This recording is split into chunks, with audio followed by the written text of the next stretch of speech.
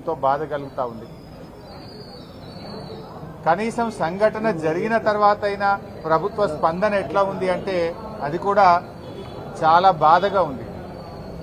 ప్రభుత్వం అసలు ఒక రాష్ట్రము ఒక ప్రభుత్వము 12 ఏళ్ల అమ్మాయి మీద ఇటువంటి సంఘటన జరిగితే ప్రభుత్వం స్పందించాల్సిన తీరు ఇదేనా అని నేను అడుగుతా ఉన్నా.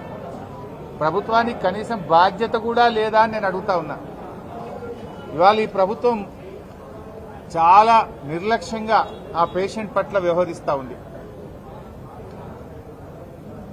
ఏది ఏమైనా ఆ అమ్మాయికి బీఆర్ఎస్ పార్టీ పూర్తి అండగా ఉంటుంది.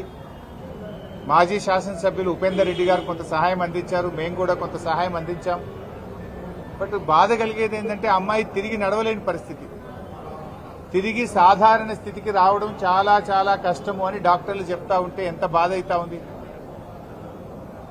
అమ్మాయి జీవితం పోయింది. ఈరోజు ఇటువంటిది మళ్లీ పునరావృతం కాకుండా సునీతా లక్ష్మారెడ్డి గారు చెప్పినట్టుగా ఫాస్ట్ ట్రాక్ కోర్టు పెట్టి అటువంటి వ్యక్తులను ఉరిదీయాల్సిన అవసరం ఉంది. ఇలాంటి తప్పులు మళ్లీ ఎవడన్నా చేయాలంటే భయపడాల్సిన పరిస్థితి రావాలి. ఈరోజు కాంగ్రెస్ ప్రభుత్వం వచ్చిన తర్వాత ప్రతిరోజు 5 నుంచి 6 ఫోక్సో కేసులు నమోదవుతా ఉన్నాయి. రాష్ట్రంలో తెలంగాణ రాష్ట్రంలో రోజుకు 5-6 చోట్ల మైనర్ అమ్మాయిల మీద చిన్న పిల్లల మీద అత్యాచారాలు జరుగుతూ ఉన్నాయి. నిన్నగాక మొన్న వికారాబాద్ జిల్లా యాలాల్ మండలంలో ఒక అమ్మాయి సెల్ ఫోన్ ఛార్జర్ తీసుకోవడానికి లోపలికి వెళ్తే ఆ అమ్మాయి మీద అత్యాచారం జరిగింది. బొమరాస్పేట మండలంలో మైనర్ బాలికపై తన కుటుంబ సభ్యులు బంధువే లైంగిక దాడికి పాల్పడ్డారు. వికారాబాద్ జిల్లా బషీరాబాద్ మండలంలో జీవంగి గ్రామంలో మైనర్ బాలికపై లైంగిక దాడికి పాల్పడ్డారు. వికారాబాద్ జిల్లా మోమిన్పేట పోలీస్ స్టేషన్లో ఒక ఆటో డ్రైవర్ మైనర్ అమ్మాయి మీద లైంగిక దాడికి పాల్పడ్డారు. మొన్న నిర్మల్ పోలీస్ స్టేషన్లో 6 సంవత్సరాల అమ్మాయి మీద లైంగిక దాడికి పాల్పడి ఇవన్నీ కూడా ఈ నెలలో జరిగినాయి చెప్తున్నాను. అంటే ప్రతిరోజు ఈ రాష్ట్రంలో 5-6 చోట్ల చిన్నపిల్లల మీద లైంగిక దాడులు జరుగుతూ ఉన్నాయి. అంటే ప్రభుత్వం ఏం చేస్తా ఉంది అని నేను అడుగుతా ఉన్నా. ఈరోజు ముఖ్యంగా ఈ రాష్ట్రంలో కాంగ్రెస్ ప్రభుత్వం వచ్చిన తర్వాత ఈ చిన్నపిల్లల మీద లైంగిక దాడులు విపరీతంగా పెరిగిపోయినాయి. 2024 సంవత్సరంలో 2200 మంది చిన్నపిల్లల మీద పోక్సో కేసులు నమోదైనాయి, లైంగిక దాడులు జరిగినాయి. 2025 సంవత్సరంలో ప్రభుత్వం కనీసం చర్యలు తీసుకుంటే తగ్గలే. 2025లో 2400 మంది చిన్నపిల్లల మీద అత్యాచారాలు జరిగినాయి. అంటే ఈ ప్రభుత్వం అసలు పట్టించుకోవడం లేదు. ప్రతి సంవత్సరం పోక్సో కేసులు పెరుగుతా ఉన్నాయి. ఇది నేను చెప్తున్న లెక్క కాదు, అఫీషియల్ డాటా ఎన్సీఆర్బీ డాటా ప్రకారంగానే తెలంగాణ రాష్ట్రంలో రోజు రోజుకు చిన్నపిల్లల మీద అత్యాచారాలు పెరుగుతా ఉన్నాయి. సంవత్సరానికి కేసులు పెరుగుతా ఉన్నాయి. అంటే ఈ ప్రభుత్వం పట్టించుకోవడం లేదు. ఆనాడు కేసీఆర్ గారు ప్రత్యేకంగా మహిళల కోసం ఒక అడిషనల్ డీజీ ర్యాంకులో ఉమెన్ వింగ్ ను పెట్టి షీ టీమ్స్ ను పెట్టి అనేక చర్యలు తీసుకున్నారు. ప్రతి జిల్లాలో కూడా భద్రతా టీమ్స్ పెట్టారు. కానీ ఈ ప్రభుత్వం దాన్ని నిర్లక్ష్యం చేసింది. ఇవాళ ఉమెన్స్ వింగ్ కు అడిషనల్ డీజీగా ఉన్న వ్యక్తికే సిఐడి ఇన్ఛార్జ్ ఇచ్చారు, ఏసీబీ ఇన్ఛార్జ్ ఇచ్చారు. ఇంకా వారు మహిళల గురించి చిన్నపిల్లల గురించి ఆలోచించాలా, ఏసీబీ పనిచేయాలనా, సిఐడి పనిచేయాలనా? ఒక అధికారికి 3 ప్రధానమైనటువంటి కీలకమైన బాధ్యతలు పెట్టడం వల్ల ఎక్కడో ఫోకస్ మిస్ అవుతా ఉంది. రోజు రోజుకు కేసులు పెరుగుతున్నటువంటి పరిస్థితి ఉన్నది. ఇవాళ ఈ రాష్ట్రంలో పరిస్థితి లా అండ్ ఆర్డర్ పూర్తిగా కుప్పకూలిపోయింది. కరీంనగర్లో మనం చూసాం, పట్టబగలు బంగారం దుకాణం మీద పడి దొంగలు బంగారాన్ని దోసుకపోతే ఇప్పటి వరకు రికవరీ అయిన పరిస్థితి లేదు. హైదరాబాద్ నడిబొడ్డున అడిషనల్ డీజీపీ వినయ్ రంజన్ రే గారి ఇంటిలో అర్ధరాత్రి ఆయన భార్యను చంపి నగలుతో ఉడాయిస్తే ఇయాలటి వరకు వాళ్ళని పట్టించుకున్నది, దొంగల్ని పట్టుకున్నది లేదు, రికవరీ అయింది లేదు. అంటే ఈ ప్రభుత్వం అసలు హైదరాబాద్ నడిబొడ్డున జరిగినా దిక్కు లేదు, కరీంనగర్ కలెక్టర్ ఆఫీస్ ముంగట దాడులు జరిగినా దిక్కు లేదు.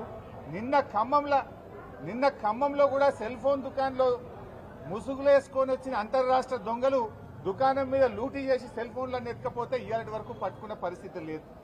అంటే మొత్తంగా ఈ రాష్ట్రంలో పోలీసులు చేయాల్సిన పని చేస్తలేరు. కొంతమంది పోలీసులు పీఆర్ స్టంట్స్ చేస్తున్నారు, అసలు పని ఇడిచిపెట్టిండ్రు. పీఆర్ స్టంట్లు చేస్తున్నారు. ఎక్కువ సోషల్ మీడియా వైరల్ కోసం కొంతమంది పోలీసు అధికారులు పనిచేస్తున్నారు. కేసుల్లో రికవరీ లేదు.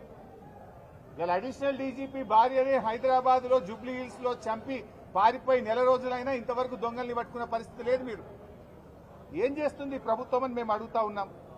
అసలు చెప్పుకుంటే అది చాలా అవమానకరం. ఏంటంటే సైబర్ సెక్యూరిటీ వింగ్ ఉంటుంది. సైబర్ సెక్యూరిటీ వింగ్ పౌరులకు సైబర్ కష్టాలు వస్తే, సైబర్ నేరాలు జరిగితే పౌరులను కాపాడాల్సిన సైబర్ సెక్యూరిటీకే రక్షణ లేదు. ఇవాళ సైబర్ సెక్యూరిటీ వింగ్ యొక్క X account, cyber security wing యొక్క వెబ్సైటే హ్యాక్ అయిపోయింది. ప్రజలను కాపాడండి అంటే మీ వెబ్సైటే హ్యాక్ అయింది, మీ ఎక్స్ అకౌంటే హ్యాక్ అయింది. ఇంతవరకు అది రికవరీ కూడా కాలేదు. అంటే ఈ ప్రభుత్వ పనితీరు ఎట్లా ఉందో ఈరోజు అర్థమైతా ఉంది. ముఖ్యంగా ఈ పేషెంట్కి సంబంధించి ఇది నాకు ఇంకా బాధ కలిగిన అంశం. వాళ్ళు పాపం చాలా పేద కుటుంబం. రెక్కాడితే డొక్కాడని వాళ్ళు ఇళ్లలో పనిచేసుకొని బతుకుతారు. వాళ్ళు ఇస్త్రీ చేసుకొని వాచ్మెన్ గా బతికే కుటుంబం. ఇవాళ ఆ కుటుంబానికి ఇంత ఘోరం జరిగితే ప్రభుత్వం ఎంత నిర్లక్ష్యంగా ఉందంటే నిమ్స్ హాస్పిటల్లో చేర్చితే మందులు బయట కొనుకొచ్చుకోపోతున్నారు. ఆ కుటుంబం ఫస్ట్ ఖమ్మం ప్రభుత్వ ఆసుపత్రికి పోతే కేసు సీరియస్ ఉందని ఖమ్మం ప్రభుత్వ ఆసుపత్రి కేసు పట్టుకోలేదు, మీరు ప్రైవేట్లకు పోండి అన్నారు. ప్రైవేట్ లో ఖమ్మంలో 2 ఆసుపత్రులు తిరిగిండ్రు. ఒకడ 40,000 ఖర్చు అయింది, ఇంకొకడ 30-40,000 ఖర్చు అయింది. మళ్లీ సీరియస్ అయితే విషయం అంతా బయటకు వస్తే నిమ్స్ ఆసుపత్రికి తీసుకొచ్చిండ్రు.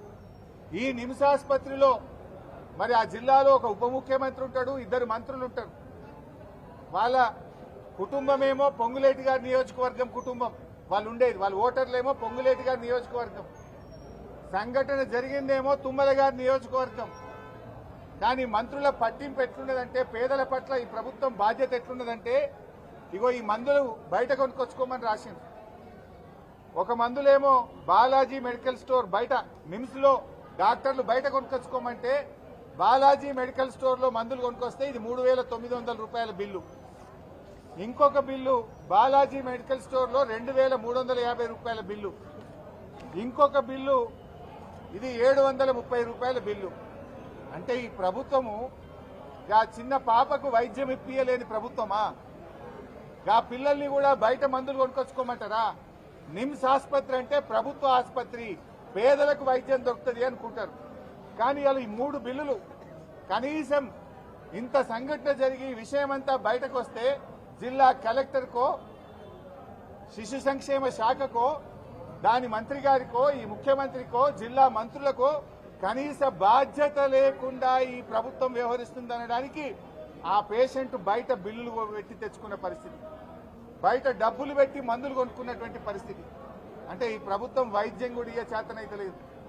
మేము వస్తే మాత్రం 100 మంది పోలీసు వాళ్ళు వచ్చి వీడికి. కానీ ఇక పేషెంట్ కు మందులు కొనిచ్చి ఇంత వైద్యం ఇప్పించే తెలివి లేదు. కానీ ప్రతిపక్షం వాళ్ళు వస్తే మేము మాకంటే ముందు 15 గంట ముందు మంత్రి గారు వచ్చిపోయినరు, మేము రాగానే 100 మంది పోలీసు వాళ్ళు వచ్చిండ్రు. ఈ పోలీసు వాళ్ళు వచ్చుడు కాదు, చేతనైతే ఆ పాపకు మంచి వైద్యం ఇవ్వండి. ఈ మందులు కొనుక్కొచ్చుకోమని ఏంది బయట? ఆ తల్లి ఏడుస్తుంది, మేము పేదోళ్ళం సార్, పైసలు లేవు సార్.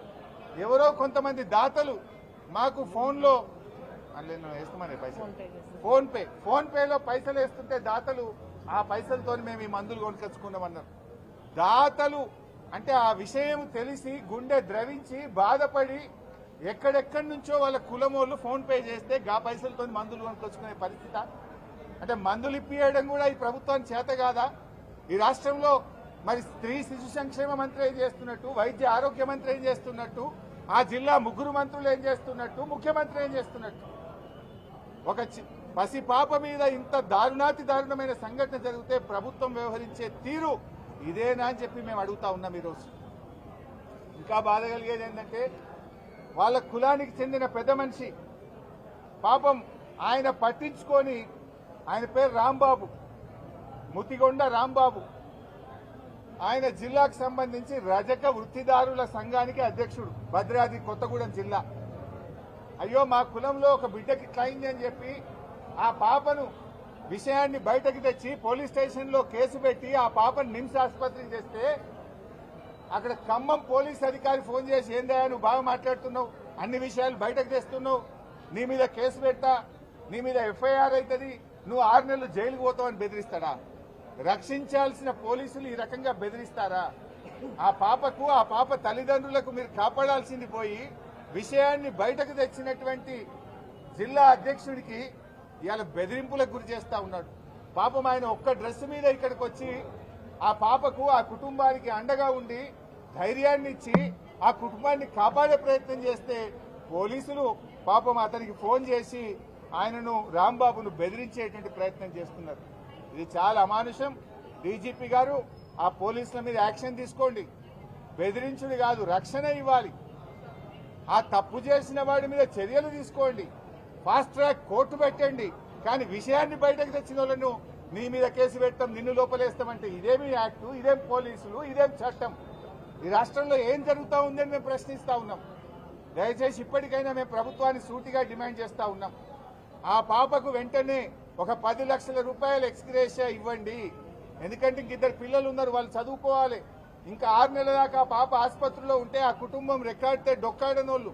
ఆ మందులు ₹1 కూడా ఖర్చు కాకుండా ప్రభుత్వమే వైద్య ఖర్చులు భరించి ఆ పాప పూర్తిగా మంచిగా అయ్యే వరకు వైద్యం అందించాలని, ఆ కుటుంబానికి 10 లక్షల ఎక్స్గ్రేషియా ఇవ్వాలని, ఆ తప్పు చేసిన వారిని కఠినాతి కఠినంగా శిక్షించాలని, విధుల నిర్వహణలో ఈ నిర్లక్ష్యం చేసిన వారు ఈ మందులు బయట కొనుక్కొచ్చుకునే విధంగా దీనికి ఎవరైతే బాధ్యత వహించిండ్రో వారి మీద కూడా కఠిన చర్యలు తీసుకోవాలని, ఆ రజక సంఘం జిల్లా అధ్యక్షుని బెదిరించిన పోలీస్ అధికారుల మీద కూడా విచారణ జరిపి ఇంకొకసారి ఇటువంటివి చేయకుండా, ఇలాంటి బెదిరింపులకు పాల్పడకుండా ఆ పోలీస్ అధికారి మీద కూడా చర్య తీసుకోవాలని డిమాండ్ చేస్తున్నాం.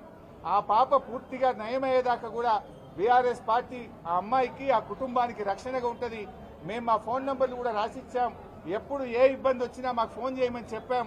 తప్పకుండా ఆ కుటుంబానికి కంటికి రెప్పలాగా కాపాడుకుంటాం, ఆ కుటుంబానికి అండగా ఉంటాం, ధైర్యాన్ని ఇస్తాం. ఆ అమ్మాయి పూర్తిగా నయమయ్యేదాకా కూడా ఆ కుటుంబానితో పాటు మేము ఉంటామని తెలియజేస్తూ, ఇప్పటికైనా ప్రభుత్వం మేల్కొని మంచి వైద్యం ఇవ్వండి. అమ్మాయికి సర్జరీ చేయాలి. 2 వైపులా చేతులు ఫ్రాక్చర్స్ ఉన్నాయి. ఇంకా సర్జరీ కూడా ఆలస్యం చేస్తా ఉన్నారు. ఎలాంటి ఆలస్యం లేకుండా ఆ విరిగిపోయిన బొక్కలకు సర్జరీస్ కూడా వెనువెంటనే చేయాలని, అమ్మాయికి ఏ రకమైన వైద్యం అవసరం ఉన్నా అత్యున్నత స్థాయి వైద్యాన్ని అందించి ఆ అమ్మాయిని అన్ని రకాలుగా బాగయ్యే విధంగా ప్రభుత్వమే బాధ్యత తీసుకోవాలని చెప్పి కోరుతున్నాం. మంత్రి తుమ్మల నాగేశ్వరరావు వచ్చారు మీకన్నా ముందు. వస్తే లాభం బాబు, ఈ బిల్లులు చూడాలి కదా మంత్రి గారు. మందులు ఇస్తున్నారా లేదా అని అడగాలి కదా. నేను అడిగితే పాపం ఇంకోసారి బయట కొనుక్కొచ్చుకుంటున్నామని బిల్లులు తెచ్చి నాకు చూపించారు. అంటే ఏం బాధ్యత? రావడం పోవడం చూడడం కాదు కదా. కుటుంబానికి ఏం కావాలి, ఏం జరుగుతుంది అని అడగాలి కదా. ఎవరైనా సరే తప్పు చేసిన వాడిని శిక్షించాల్సిందే, హూ ఎవర్ ఇట్ ఈస్.